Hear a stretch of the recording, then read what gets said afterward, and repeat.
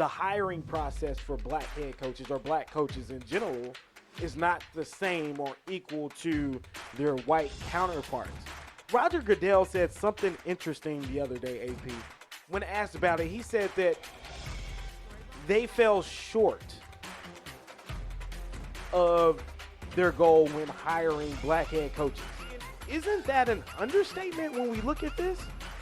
Because if we say that they fell short, that means that more than one coach, one or more black head coach had to be hired, right? Mm-hmm. But that's not the case. They did not just fall short. They failed.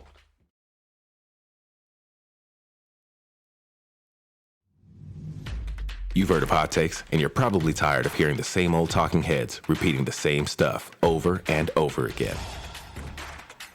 The time has come for the game to evolve, and just like in sports, there are a select number of individuals who are leading the evolution of change and pushing the game forward. This isn't just a sports podcast. This podcast is about how life, culture, and sports all meet at one intersection.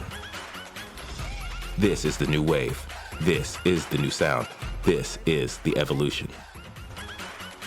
This is the Notes by Notes podcast, where we discuss life, culture, and sports.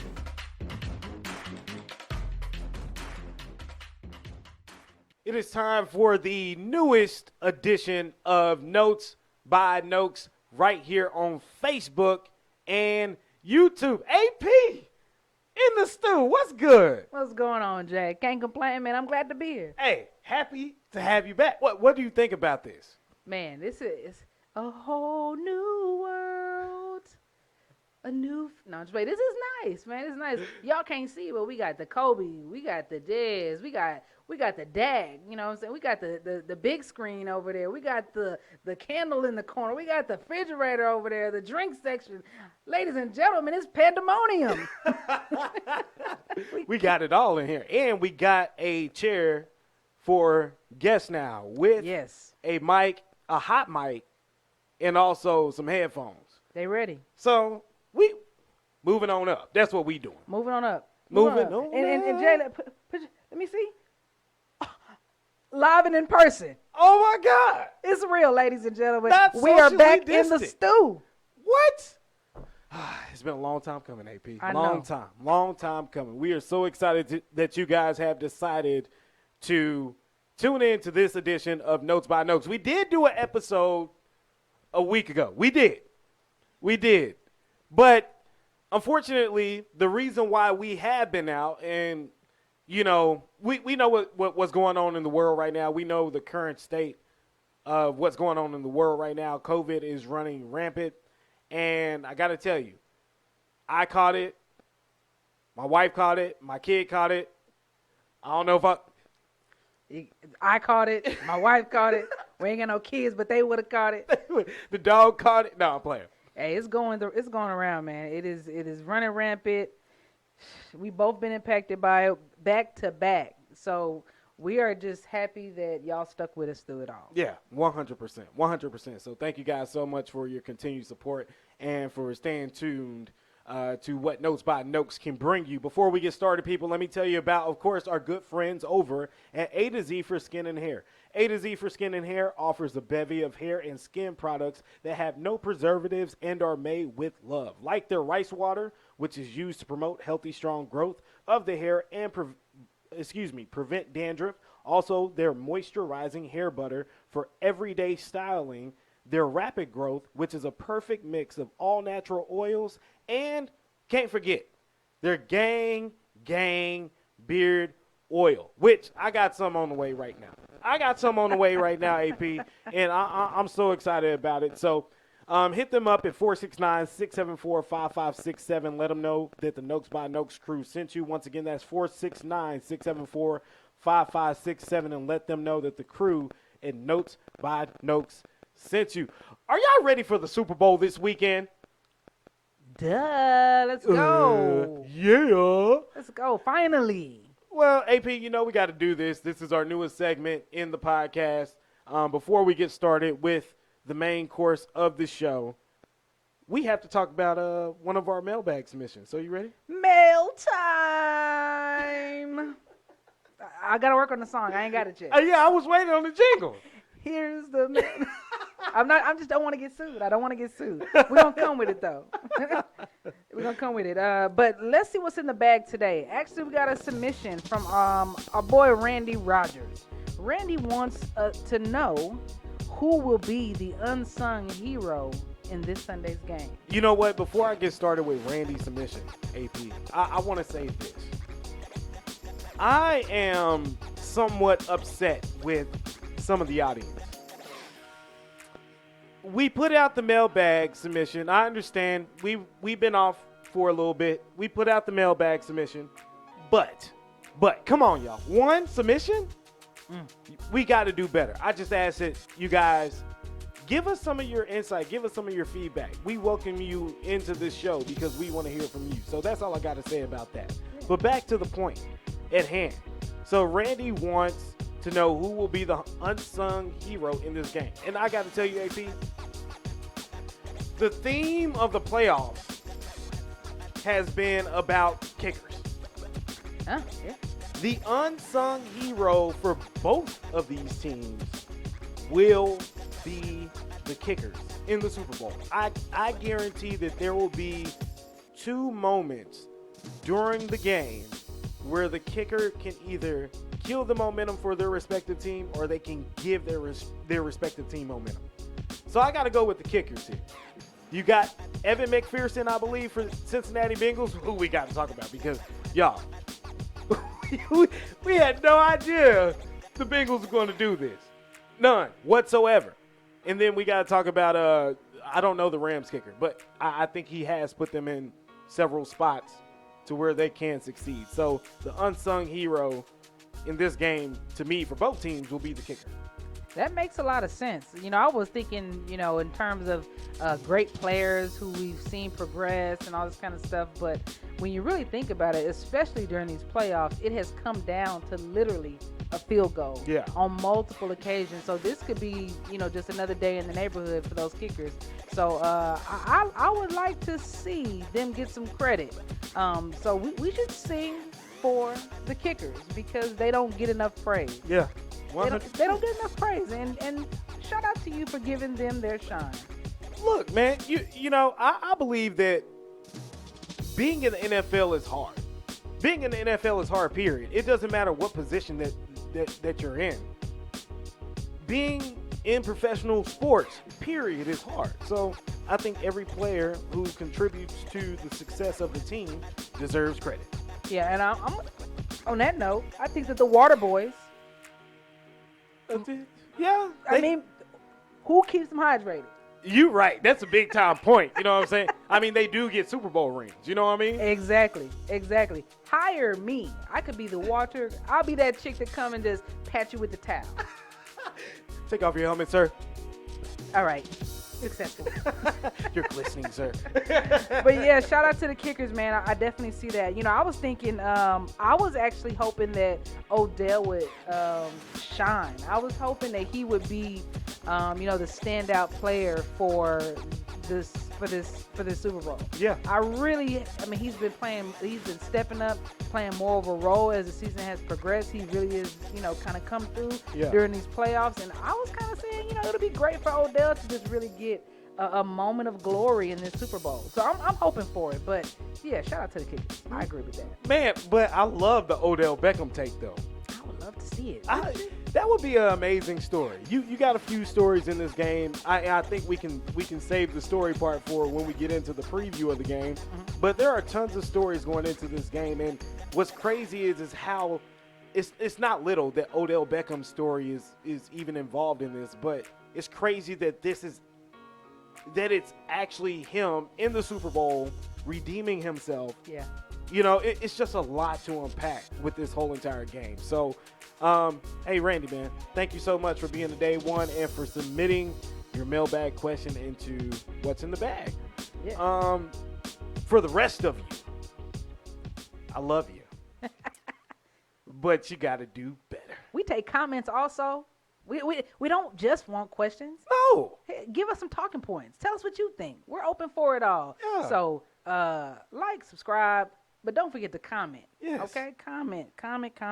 Put it in the bag. Please, because you know what? The more that you guys interact with us, the more we can kind of tell you. Because I'm sorry, we got some things. We got some things we are working on.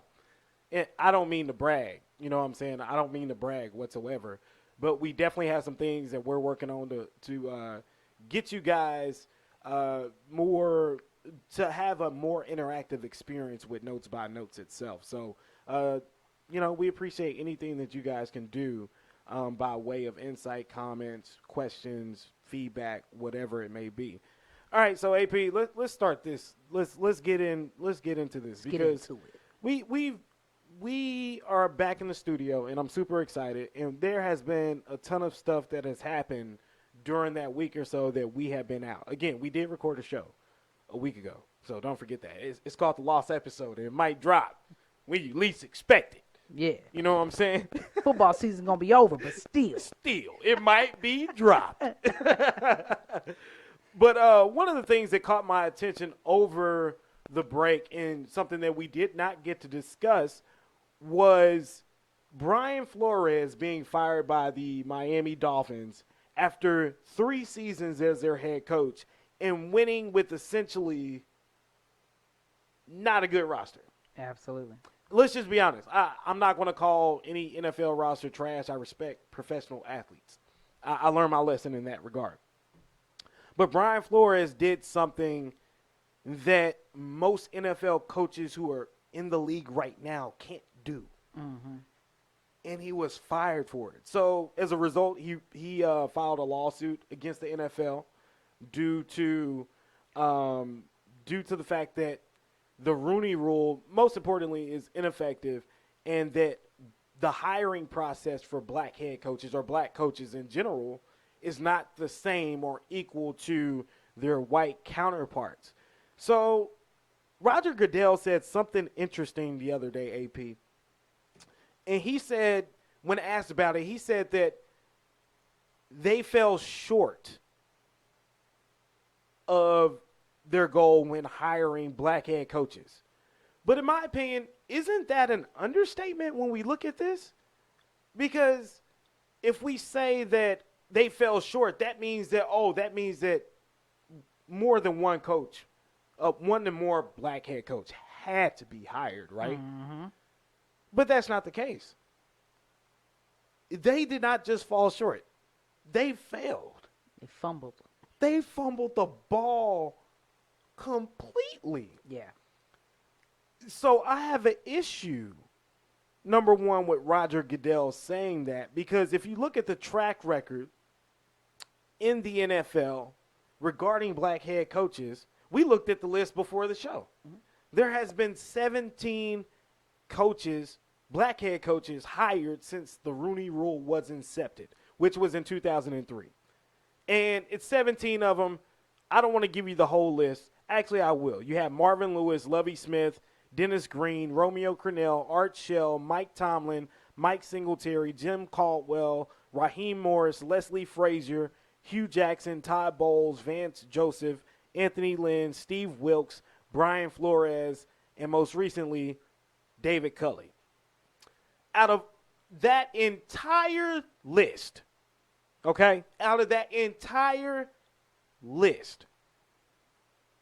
if you look at the coaches who got a longer opportunity, you could argue that the ones who did get, like Marvin Lewis or even Lovie Smith with this opportunity right now, Mike Tomlin, who's been with the Steelers for 13-plus seasons and has never had a losing season. When you look at this list, one thing you can identify is the fact that most of them have only been given 1 to 2 years. Mm-hmm. 1 to 2 years to succeed in a business that is so hard to succeed in. Urban Meyer, legendary head coach in college football, couldn't get it done in the NFL. Actually got booted mid-season. But you have these guys who are on these lists like a Jim Caldwell, like a Todd Bowles. Think about Hugh Jackson, 2 head coaching opportunities, but hasn't got any since he's been fired from his last position as the head coach of the Cleveland Browns. When I look at this list, what this list tells me is that the trend was high when the inception of the rule was first implemented. But now that it's been over 17, 18 years that it was implemented, the trend of hiring black coaches has gone down tremendously. Look at Steve Wilkes, for instance. They drafted Josh Rosen. Steve Wilkes didn't draft Josh Rosen. The GM, Steve Keim, drafted Josh Rosen. But what did they do? They fired Steve Wilkes, hired Cliff Kingsbury, then drafted Kyler Murray. How ironic is that? You give Steve Wilkes 1 year with Kyler Murray? Do we think he's a better head coach? Nah. Jimmy Johnson said it best. He said once you have a great quarterback and you have a defense, you're a good team. That's what the Cardinals were this year. Right. These black coaches aren't getting the opportunity. And you can see it in the track record of the NFL. Yes, there have been other head coaches or black head coaches who have got another opportunity, but the last one that you could think of is Hugh Jackson in this present moment. Mm-hmm. Not a coach before him or after him has gotten another opportunity that's been fired. And you know the thing about it that is most offensive to me is that the Rooney Rule expands beyond just the coaching staff. Right. Right. It's supposed to be your front office. It's supposed to be, some of your executives, and they're just not doing what needs to be done. I think it's really going to come down to like the ownership of these teams to really make a difference. You know what I mean? But as long as they're not policing the rule, right, then there's no point in having a rule. Right. Right. And in 2022, there shouldn't be a rule that requires it. This kind of takes me back to what is it? Man, with regular jobs and stuff. You know what it is? It's people talk about it all the time. Affirmative action. Oh, affirmative action. Yeah, right. That's actually what the Rooney Rule is. It brings us back to just standard affirmative action, right? Mm-hmm. Like nowadays, you should not have to tell somebody that, hey, you only got 3 black people in an entire league of people. Yeah. You might want to step it up a notch and get with the times. Right. And we've talked about this several times on the show in different instances where and this year alone, there's been so many instances of just blatant disregard to people of color in this league and overt acts of racism and discrimination that is taking place. So for this to still be a topic and for him to have to get to the point where now he's seeking legal action just to get some equality, if not for himself, but for somebody else. Mm-hmm. You know what I'm saying? It's just sad that we still have to be having this conversation. And, the NFL just has to do better. Definitely a ball drop. Ball drop. They punctured the ball and the air got out. That's what they did. They deflated the ball. Like Deflate gate version 2. Version 2. NFL version. NFL on the NFL. Mm-hmm. So now that we have covered that, let's kind of talk about what's next after Brian Flores has filed this lawsuit. Because, honestly, he's not going to get another job this year. All the hires have been made. If anything, the best case scenario of what he can be is like a special assistant to the head coach. Assistant. They can assign him a special position. Yeah. But it's going to affect his future, but I do think that black coaches to come and current black coaches will get a better opportunity. Because as of right now, and I said this for years, 2 years, the Rooney Rule is completely ineffective. Yeah. So you not only do you have to rework that, but also you have to make sure the NFL has to make sure next year that these teams, their organizations, their owners actually give interviews, not sham interviews. Yeah. Like Brian Flores alluded to that the Giants did. Right. Not sham interviews, actual recorded interviews of black head coaching candidates? You know, I would like to see it go beyond that. You know, the thing with affirmative action that made it a little bit more, I guess, of a push is that it goes beyond just, hey, let's have the conversation. Right. You got to hire them. You got to put people in these positions. And for a league that is predominantly minority, you know what I'm saying, aside from, I mean, let's just make it a blanket, right? Let's move away from just being black. Let's make it a blanket. A league that is majority minority, to have your coaching staff not reflect the people in those positions. Right. It directly impacts the league. And that's what we've been dealing with all year. You know what I mean? And beyond, where these instances of just disregard to the people. So when we talked about it earlier, it comes down to a distrust of black men leading black men. Right. And I would like to see, I mean, honestly, I think that the Rooney Rule needs another revamp. Yeah. You know what I mean? They did a revamp to expand it to the office positions, but they need to revamp it to where they're actually requiring a quota at a minimum. I mean, I hate that. I hate to say that, but we got to get people in these positions because the people that are there are winning. Yeah. Look at 100%. Mike Tomlinson. Yeah. I mean, he came in, young cat, and nobody expected him to do what he's been doing, and he's still holding on. You know what I mean? Also, you mentioned Mike Tomlin. Let's not forget about Tony Dungy, the first black head coach to ever win a Super Bowl. He had Peyton Manning. It's like, give these head coaches a great quarterback. See what happens, like you said. That's the minimum. That's the minimum. Put them in a position to win and watch them win. Yeah. I mean, and on the topic, I mean, not only are they not giving them opportunities, but they're being passed up by people who are less qualified, with less of a resume. Lord Jesus. College coaches with losing seasons. You got wide receiver coaches that have never been coordinators that are just walking into these roles where people who are, I mean, look at Tampa Bay. Tampa Bay's entire coordinator staff, all black men. All of them, and none of them got an opportunity. Can't even get in the seat. You know what I mean? So that right there, mind blown. So I do hope that the Flores lawsuit makes a change. You know what I mean? But I just see it being another revamp. I think it is going to be a revamp. I think so far, well, early on in this whole progressive state of the NFL, I thought early on that they were doing enough to not just be virtue signaling and doing the bare minimum, but they were doing something. They're still doing stuff with players too. Not discounting what all these players have done with the NFL and all the partnerships they have had with the NFL, but more needs to be done within their own industry to cater to these players. Representation is important.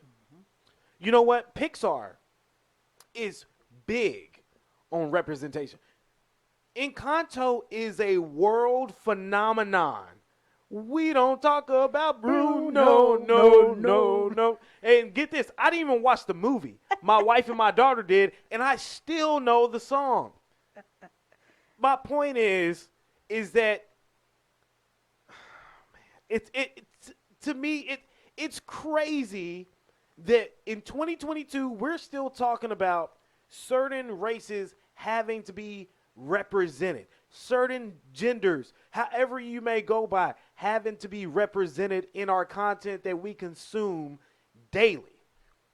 It's crazy that we're asking for this and we're still not getting it. But let's go outside of the content here.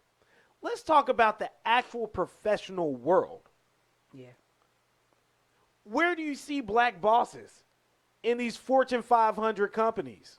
You see some. Yeah. I mean, hell, my guy, who is the comedian, Byron Allen, about to prepare a bid to buy the Denver Broncos. You know what I'm saying?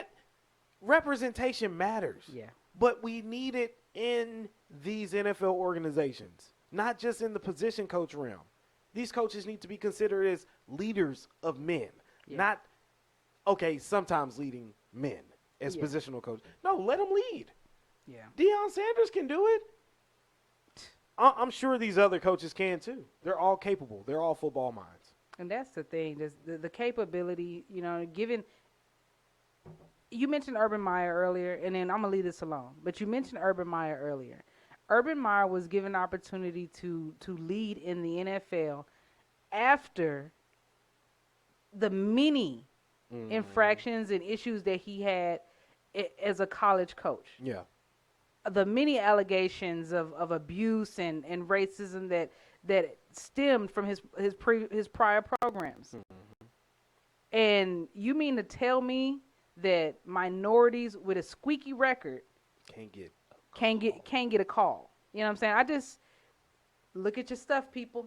Look at your stuff. Look at your people in leadership. Look at what you're doing, because pretty soon you're going to turn around, you're going to have a boycott, and you won't have players. And when that happens, I don't know who's turning on the TV. Hey, for the record, the NFL is 73% black. It's 73% black. That's that on that. That's a big percentage. It's huge. If they protest, I mean, we already been down that road. Yeah. In the NFL, some hopped on, some didn't. I don't know about right now, but if it came down to the nitty-gritty, I think a lot of players would back and support something like that, like a movement like that. But the inner workings of how this league hires their coaches, black coaches, needs to change drastically. 100%. Representation matters. It matters. It's a big thing. Absolutely.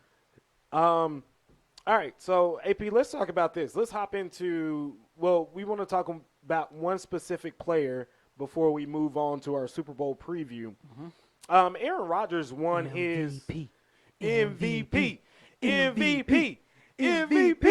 Aaron Rodgers won his 4th MVP in total, but he also won an MVP award in back-to-back years, first time in his career, winning last year, then winning again this year. But we could talk about all the kudos. We could talk about all the awards. We could talk about all that in length about how great Aaron Rodgers is. But AP, I watched the NFL honors last night, and when Aaron Rodgers was up on the stage, I felt, whenever he was doing his speech, I felt like he was telling us, A, I'm either leaving Green Bay, or B, I'm going to retire. I don't think after that speech that there's no way in hell that Aaron Rodgers will stay put in Green Bay. I think he's going to force himself out of the Packers organization, because primarily whenever he was giving his speech, he started it by saying, well, it's been a great 17 years with the Green Bay Packers. Wait. If you're coming back, that's like hey, babe, we need to talk. It's been real. You know what I'm saying? Like, that's the beginning of that type of conversation. And to me, AP, he's been great in Green Bay, but I cannot lie. Sadate.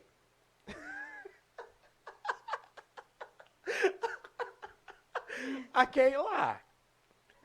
I think Aaron Rodgers would be better suited with a different franchise. I think that his time with Green Bay has ran out, and he has been great while he's been there. But for the past 3 years, it's been nothing but noise. Yeah. In Green Bay, Wisconsin. Nothing but noise. And I'm like, Green Bay, what are you going to do? Are we going to continue to do this each and every year? You already went through this with Brett Favre. Right. Why are you going to keep on doing this to yourself? Okay, you drafted Jordan Love. It's not working out for you. I get it. Go get another one. Too easy. Figure it out. Trade some players for a great quarterback. I'm sorry. You're about to lose arguably the best receiver in the league behind Aaron Rodgers. Go get another quarterback. What are we waiting on? I get it. Draft picks and, salary cap, all that mess. I get it 100%. But the great teams, like the Los Angeles Rams, went out and said, we're going all in. We're getting everybody that we need to win a ring. Right. Why can't Green Bay do that? I don't know. I feel you though. There was an undertone to last night's acceptance speech. I'll give that. And then more important was his post acceptance interviews. Yeah. He wouldn't give too much, but I think that there's something to be said when there's not a definite. Yeah. Like, it's too easy to say, like, nah, like, Green Bay, I started with Green Bay, I'm going to finish with Green Bay, like, I'm a cheesehead till I die. Yeah. Or whatever the case may be. But he didn't do that. He alluded to the fact that, he's going to make his decision soon. And when that decision gets made, that, everybody, like, he's going to do it with plenty of time for everybody to make the decisions that they need to make. So, I mean, realistically, there was an air of adios in that conversation or in his speech.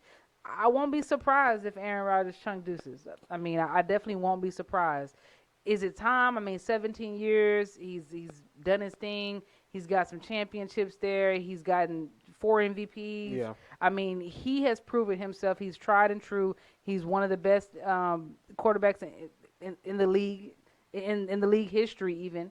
I mean, he's great at what he does. But everybody runs their course, and this might be his time. Nothing against him. Yeah. He's still, I mean, he got MVP this year. He's still doing his thing. Yeah.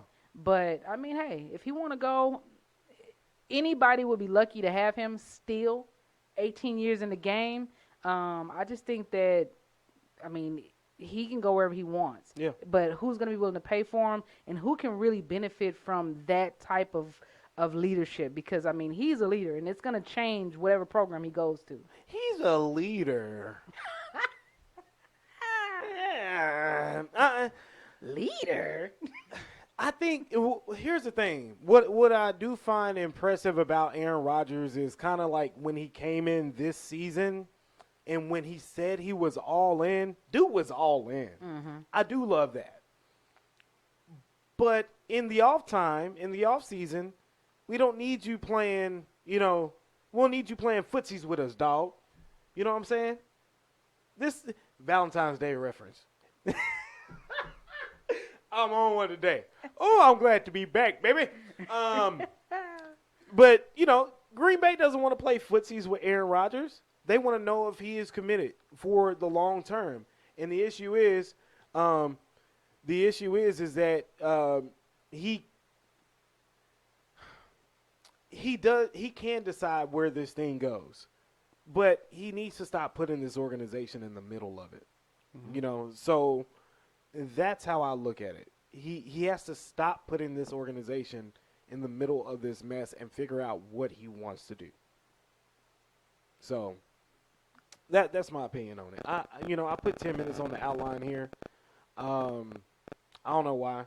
I just thought we needed to talk about it, though. I thought it was going to take us 10 minutes.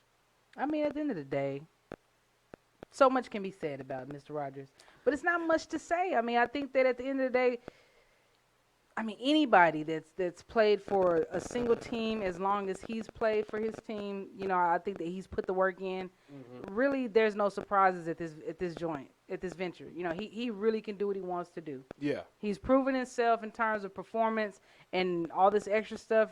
He's at a point right now where he either wants to move around or move out, and he rightfully deserves to do either one. Yeah. So I just don't have much objection for it. I mean. Hey. Well, what's funny is we have a whole episode dedicated to Aaron Rodgers from earlier in this season.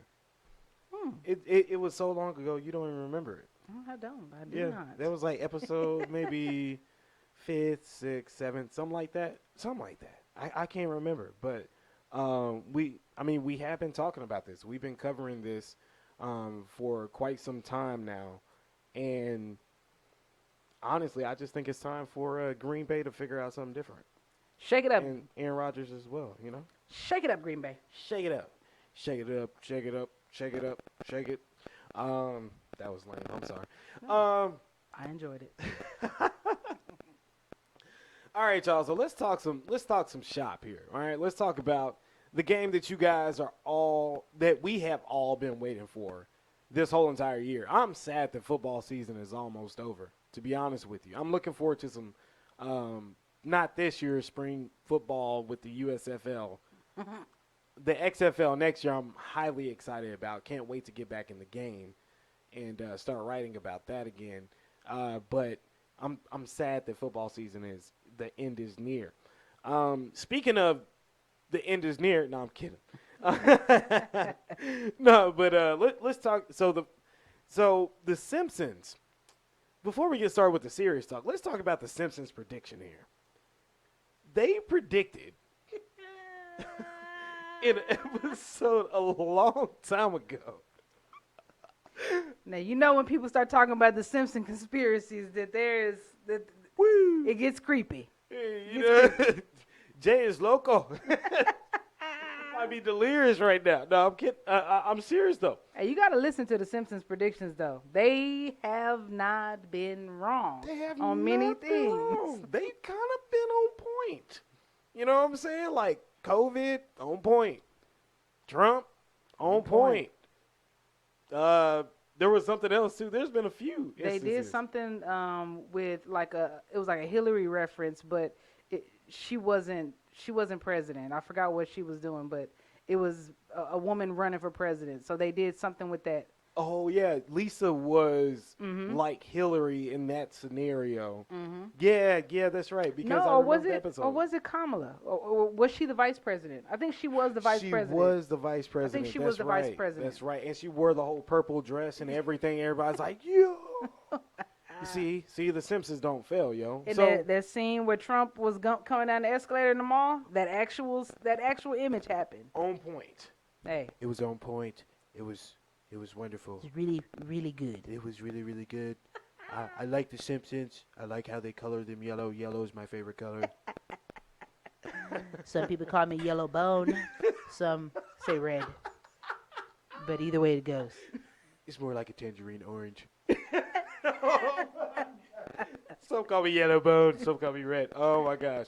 Nah, but for real though, like, you know, speaking of this Simpsons Super Bowl prediction, the Simpsons, I can't remember the episode number, but they did predict that the Bengals and some LA team would be in the Super Bowl, and they predicted that the Bengals will win that Super Bowl 34-31.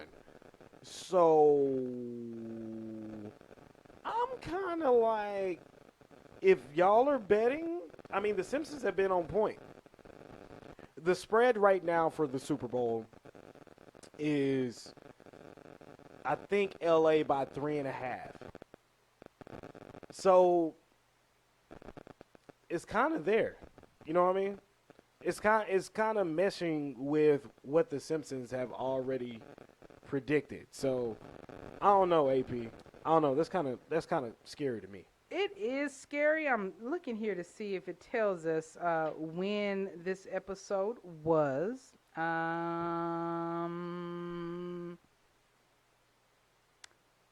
I can't see. Actually, there's. Yeah, I mean, they definitely had it. And then there was Homer with Go Bengals on his stomach. Oh, here we go. 1992. Ooh. Way back in 1992, this prediction was done. That's a long time ago. That's 30 years ago.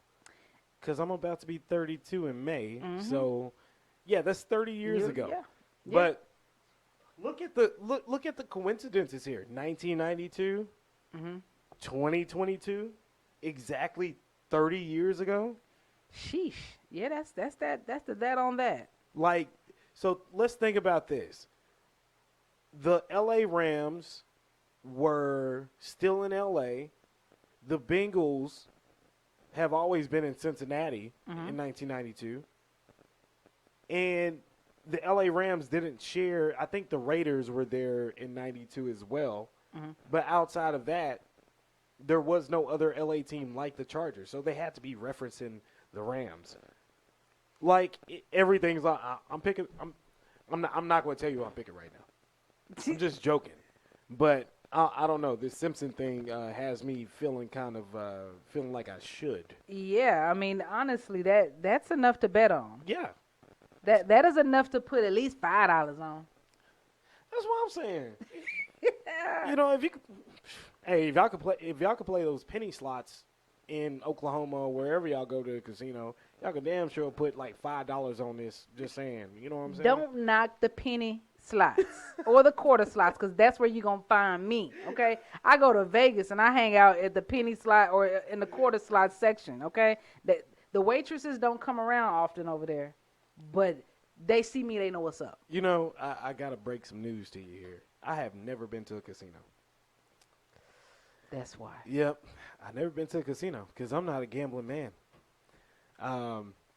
Actually, I do want to like gamble just a little bit. Yeah, no, I take $20 a day. Yeah, I put it in. I told. Once it's broke, that's it. That's it. Hey, I told Amber. I said our limit of hitting, like our limit, if we hit 10 grand, run out the casino. If I hit 5 and you hit 5, don't go back. Not that night. True story. I put $20 in the machine one time, and I was I probably had about like $11 left. I hit for like $2,000. My wife now, my sister, they were out eating dinner, and I was by myself. And I just told myself I felt lucky. I felt good. So what I do? Manifestation right there, people. What did I do? I was like, you know what? I still got back $11 left on my $20. Yeah. I'm going to run it out. Do you know that out of that money I made, no. The greed had taken over me. Not only did I lose my $20, not only did I end up cashing out at about $800 because I was like, no, I can't do this. I found this other game and I was like, I'm going to just put $20 in on this. Jay, I lost all my little money. I don't know if they was taking too long to eat. I don't know if but I'm a horrible gambler, because the second I get a taste of success, I don't know how to stop. I just feel like, this ain't big enough. I need more. I get $100 and I'm spending $100. But anyway, we digress. But Super Bowl, Simpsons, Bengals, I don't know. It could happen. I mean, I'm just saying, you do have the orange mic flag on right now. You know? This Bengals. Mind blown. It's all lining up. Yes, I didn't even think of that. You know, maybe, I'm about to, ladies and gentlemen, hit me up. Okay, I need to know where I can cash my bets. Okay? And I'm going to be putting 2 bets in for 2 different teams, but I'm not going to tell you which 2 teams I'm going to be betting for. Oh. Heads of your bets there, huh? Just saying. Hey, you got to get it how you live, pimp, like T.I. I don't think it's illegal. Yeah, no, I don't think so. I don't think so. I think you can put in a bet for 2 different teams. Yeah, so, I don't know. That's kind of eerie for me. Like, they've been eerily accurate for years. And if it happens, I'm going to be like, all right, y'all. Like, someone get Matt Groening, because this cat has a time machine. And he playing with us, bro. He did that, what was Back to the Future, when he got that almanac? Matt got the almanac. Matt with the almanac. I told somebody, I said, Back to the Future is not fiction, obviously. I don't think it's fiction at all. I wholeheartedly believe in time travel. Yeah, there some way. There's no reason why. And we're kind of off topic here. It's okay, because this is a fun show. It's for Super Bowl, so just bear with us here. But it's kind of it's funny because all these movies like are coming out about time travel. Mm-hmm. And it seems like Avengers Endgame somewhat started that. And then now you got Spider-Man No Way Home, where people are coming from different dimensions and stuff. Like, I don't know, man. There's something to it. It's not a new concept. It's not. It's been played and replayed so many times. You mean to tell me that some psycho scientist hasn't been locked up in a closet for the last 50 years trying to figure this out? Say, world's too big. World's too big, and World's the internet way too exists. big. Yeah, it definitely. If the cloud exists, Yes. time travel somewhere in there. If the metaverse exists, hey, bro, ain't no way. And I'm not going on no metaverse, cuz. I'm not either. Yeah, we might have to set up a studio up on that thing, but that's about it. No, I don't want no me fee. I don't even know what they call them. No, Facebook keep trying to force one on me. No, Nah, I don't want that thing, bro. I don't want that. It's like all the you new gonna get. Avatar. No filter. Right. I want a new Trying avatar. to make me a Pixar character. Don't even look like me. What's wrong with y'all? Shoot. All right, we digress. All right, so let's actually get into the game here. We're going to give you guys our predictions at the end of this for sure, but the most important position on Sunday is going to be on display, or for the Super Bowl in football, is going to be on display Sunday, and that is the quarterback position. And that's why Joe Burrow was selected with the number 1 overall pick going to the Bengals, and that's why the Rams traded mostly everything to get Matthew Stafford. And that's why they traded to get Von Miller. And that's why they traded to get Jalen Ramsey 2 years back. But to me, it's going to be a game for the ages, 100%, because of the fact that we have these two great quarterbacks or quarterback talents playing on Sunday. But AP, one of them has to be the difference maker in this whole entire deal. It can't just be. It's not both of them. One of them is going to get a trophy. One of them is going to get a ring. One of them is going to be the X factor for their team. Which one of these quarterbacks out of Burrow and Stafford do you think will be the difference maker? So I have Stafford here. I have Stafford here because I think that he needs to be the biggest difference maker. I think that he needs to be the one to come in and make the biggest difference as far as the outcomes of the game. Yeah. He needs to step it up. He needs to make sure that this is his most consistent game that he's played the entire season. And I say that because on the Bengals side,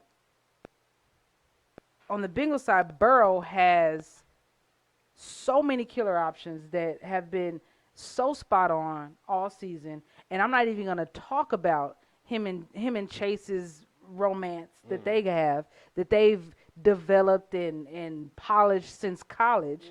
I'm not even going to go there. Preach out. So when we talk about who's going to be the biggest difference maker, I'm going to say who needs to be the biggest difference maker is Stafford. He's going to have to make sure that he's keyed in because Joe Burrow can get that ball to Chase without trying. Right. And Stafford is going to need to make sure that he's on point. I mean, I like that take. I really do. And I think that I have to agree with you here because Matthew Stafford, this is, okay, he's won more, he has more playoff wins than the Detroit Lions franchise collectively as a franchise in history. Noted. But also Matthew Stafford contributed to their failures and their trials. So when we're looking at this thing, Joe Burrow has been clutch since college. And we didn't get to see him in 2020 because he sustained a leg injury, torn ACL. So he only played like 6-7 weeks. He was out. But since then, he's been on fire. I think the worst game I have probably seen him play this year was earlier on in the season. I can't remember the opponent, but he had 3 interceptions in the first half. But the second worst game that he played this year was against Tennessee in the playoffs, in the divisional round. Yeah. But he only threw 1 interception. But get this, he had a 75% completion percentage. Right. So regardless of his failures, he has still figured out a way how to overcome the adversity. Yeah. Whereas Matthew Stafford has great moments, but he also provides you with a lot of mistakes. Yeah. So, and I have seen him come back and redeem himself from those mistakes, but I haven't seen it at a higher clip than Burrow. Absolutely. Like, they have literally ran the table this whole entire time. The last time the Rams have not played at home was against Tampa Bay in the divisional round. Mm-hmm. So they played in the NFC Championship game last week. They're playing at home again, even though this is a quasi away game, because they will be the away team. At home. Despite all that, they really haven't faced any adversity on the road. The Bengals are built for this moment. Mm-hmm. So I do think that Matthew Stafford has to be the difference maker for his team over Joe Burrow. And in this situation, I think Matthew Stafford has to be his greatest version of himself. Absolutely. Now, I don't know if that's going to be the case, but I do know that he is a great talent, and I think he'll figure it out. Before we get to our predictions, AP, which unit will shine the most? The Bengals offense or the Rams defense? Because one thing we know is that the Rams defense is a solid group. Ooh-wee. You have Aaron Donald, you got Von Miller, you also have Eric Weddle, who came out of retirement. You got Jalen Ramsey. You have a lot of key players on that defensive side of the ball. And also you have Raheem Morris as your defensive coordinator, former Tampa Bay Buck head coach, now defensive coordinator for the Los Angeles Rams. But which unit should perform or needs to perform the most? Which one needs to be the most effective? Needs to be is going to be I'm going to say the Bengals offense. Yeah. I think that they will shine. Just because Burrow, Joe Cool, that's what they call him. That dude. You know what I mean? He literally, he does this little like step side up, you know what I mean? Kind of like the hey. He's so smooth with it, and he can just kind of like, I was watching the Bengals highlights of the season the other day, and literally some of those moves and some of the passes that he was able to complete, and then getting that ball in Jamar Chase's hands, you know what I mean? Like downfield, short pass, like cross field, center, like he can see the entire field like the entire time. Yeah. And he's waiting for like that perfect move. So I really feel like the Bengals offense is going to shine the most. I just think that they have the most opportunities there. And also I think that the Rams defense is going to do what they do regardless. They have been a driving force, and honestly their defense, in my opinion, is a huge factor in what even got them to the Super Bowl. I don't think that it was Stafford alone, that he just was so remarkable. He was great, but I don't think that Stafford is what carried this team to the Super Bowl, in my opinion. I think that the Rams defense has a lot to do with that.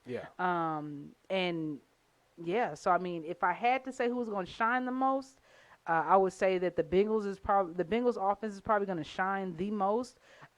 Who would need to be polished and make sure that they don't have any misses is going to be that defense. Now I say that because they're great at preventing the rush, but they've given up some passes.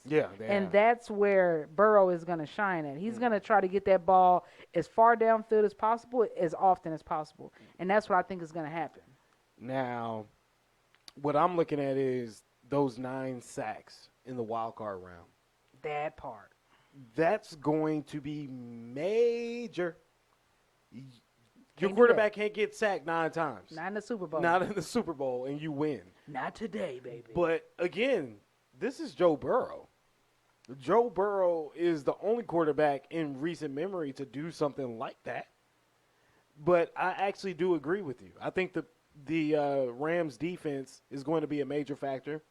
I think the Bengals offense has to step up.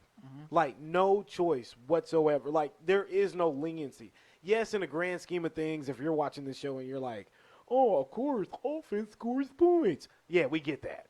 What we're saying is that it's the nuance of offense. What did we see with San Francisco, right? They had a limited quarterback. They couldn't move the ball up and down the field. They were competitive up until they faced the Rams. Right. Sometimes your offense has to give you that extra edge. Yeah. You know what I'm saying? So I think that in this scenario, in this matchup, 100%, the Bengals offense has to give it all that they have. Yeah. Because if they don't, that Rams defense, if they'll look up, Joe Burrow sacked 5 times in the first quarter, and the Rams are going to lead the football game 21-0. Right. Even though the Bengals have been good playing from behind. But against the Rams, you may not get that opportunity. Yeah. The Rams defense, though, jeez, Von Miller's going to be DeSoto's on. I have to. DeSoto's on. DeSoto, Texas, 75115. Hey, shout out. Shout out. You know what I'm saying? I don't do no name drops, but Von is from DeSoto, a city where I grew up in Dallas, south of Dallas. So shout out to DeSoto, Texas, and shout out to Von for being in the Super Bowl. But Aaron Donald, Von Miller, Jalen Ramsey, Eric Weddle. Did I say? I already say? I mean Aaron Donald. Excuse me. So I think that those players, especially with the leadership that they have, the experience that they have, this isn't Von's first time. Right. Aaron Donald, this is his first time or second time. So I just think that Rams defense is going to be a difficult unit to face, especially with the Bengals having so much trouble on the offensive line. So it's time for predictions, AP. Let's go. So you give yours first. I want to hear yours first. So I came into this meeting of the minds today fully dedicated to giving my bid to the Los Angeles Rams. But then you introduced the Simpsons, and now I feel like I gotta go Homer. But I'm a ride. I'm gonna go with oh man. I honestly feel low key like I'm making a huge mistake by saying I'm going with the Rams, because now that the Simpsons said it, it must be true. It must be true. Like everything on Facebook is true. Exactly. But I mean, honestly, I think that they just have they have a better dynamic. I think that they have a little bit more maturity on the field as far as just like their main players. They not to say that they've been here before, but when you look at the Bengals roster, they have a lot of young cats. And Burrow himself, I mean, this is his second year. I mean, he's the comeback player of the year. So I mean, that's great. But other than that, I mean, this is his first real year shining. You know what I mean? And then he has Chase, but if the Rams are smart, they are already creating a plan to stop that. You know what I mean? Because it's predictable almost. You know who his go-to is, and he only has about 3 solid options that he's been hitting all year. You know what I mean? And he don't got a lot of diversity in what he's working with as far as Burrow's concerned, in my opinion. I think that he can get it in the pocket, but as far as like switching up and doing all this extra stuff that some of the better quarterbacks are able to do, I don't think that Burrow's there, right? You know what I'm saying? Not to say he's not great, but I do think that as far as like him, you know, swiveling, getting his run game in there, and you know, being able to switch up the plays and really utilizing their rush offense, I don't know that that's his strong point. So I'm gonna stick with the Rams. You know what? Go with Homer. I'm doing it. I am doing it. I'm taking the Hellcats, baby. I'm taking them Bengals. I'm taking the Bengals. And let me tell you why. I'm taking the Bengals. And it has nothing to do with the Simpsons prediction. It has Sure. nothing to do with it whatsoever. But I do firmly believe that when you have a quarterback like Joe Burrow, a guy who is he's special. Let's not trip here. Let's be real about Joe Burrow. the first thing that he is special. He's special. He's definitely special, and he has the poise that you need in this type of moment. You talked about the weapons. You can't stop Jamar Chase and Joe Burrow. The Chiefs tried it. They couldn't do it. But, again, they haven't faced somebody like Jalen Ramsey. But still, I digress. It's hard to stop Jamar Chase. And when you put Jalen Ramsey on Jamar Chase, give me their second-string cornerback against T. Higgins. Or give me their third against Tyler Boyd. He has options. He has Uzoma at tight end. He has Joe Mixon. He has some options. Joe Burrow has something in his bag that Matthew Stafford doesn't. Yeah, he does have Odell Beckham. He has Cooper Kupp. But after that, Tyler Higbee is out. Tore his ACL in the NFC Championship. Cam Akers is in, but how much can you utilize him? I think that this is going to be a barn burner. I think that this is going to be a high-scoring game. I think it's going to be entertaining. I think it's going to be the best Super Bowl that we will have this decade.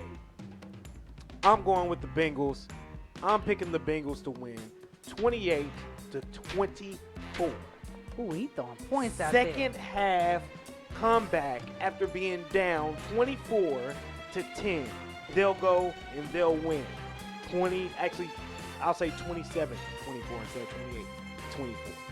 Second half comeback. They'll be down 21-10. Score 2 times. Then kick a field goal. Where am I tying that back to, AP? What's in the bag? Unsung hero? Yeah, kickers. Kickers. So that's how we alley-oop and end this edition. Ladies and gentlemen, this guy has gone in the time machine, and he knows something that we don't. Okay?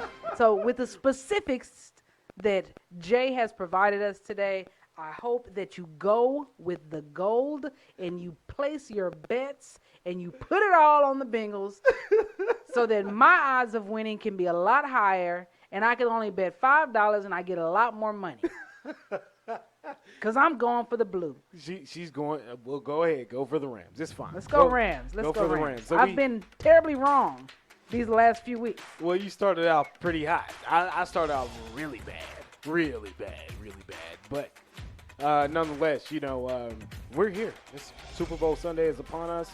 We want to thank you guys for watching this Notes by Notes special edition, Super Bowl edition.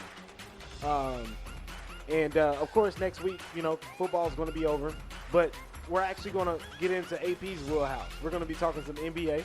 We got the All-Star game coming up. And then shortly after that, we have the playoffs. And we still have tons of time to talk about the NBA. We go all the way until June. Hey. Until the finals. Hey.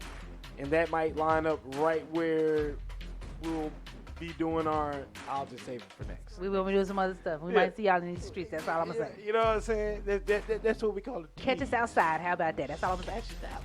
How about that? That's all I'm going to say. Be on the lookout. Follow us on Facebook. Make sure you tap in with us because you're going to want to know where we're going to be when we're going to be, but we ain't going to tell you where we're going to be until we get ready to be. Yeah, there, where we're going to be. I echo that. I second that. And don't forget about our friends over at A to Z for Skin and Hair. A to Z for Skin and Hair offers a bevy of hair and skin products that have no preservatives and are made with love. Give them a call at 469-674-5567. Once again, that's 469-674-5567. And let them know the Notes or the crew at Notes by Notes sent you. We will be back again next week after this wonderful Super Bowl weekend. Be safe. Don't drink too much. Have a great time with friends and family and put something nice on the grill. I'm Jay. It's AP to my left. We're out of here. Peace.